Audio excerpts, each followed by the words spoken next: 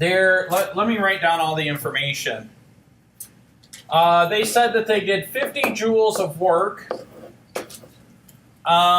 They said that the distance that it was moved, the horizontal distance, was 10 meters.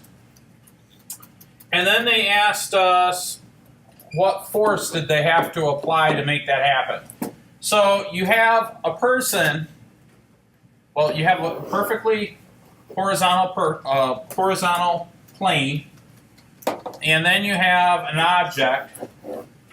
We don't know what the mass of the object is, it didn't really say. But then you have a person that did 50 joules of work to displace this thing 10 meters. And they want to know how much force did they apply to make all that happen. Okay? So what do we know? We know the work, we know the distance, and we know the force. So the first thing that I want to do is I want to draw the picture. So let's kind of review that a little bit. First thing, we want to draw the picture. Second thing I want to do is list what I know. And then the third thing is I want to figure out what I need to know. Okay? That's N2K, right? Need to know. And then next thing I want to do is write down an equation that maybe shows the relationships. So in your textbook, we say that work is equal to the force times a distance.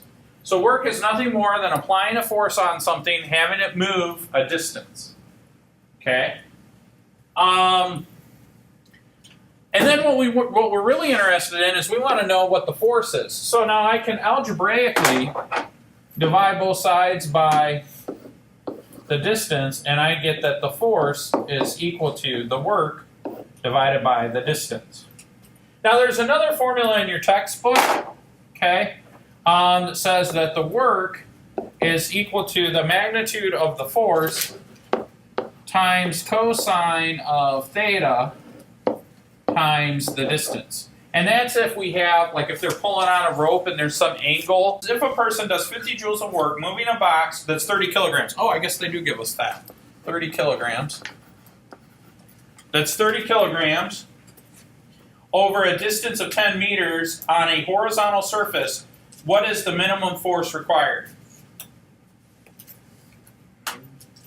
Well, it doesn't say if he's pulling or pushing, and it doesn't give us an angle.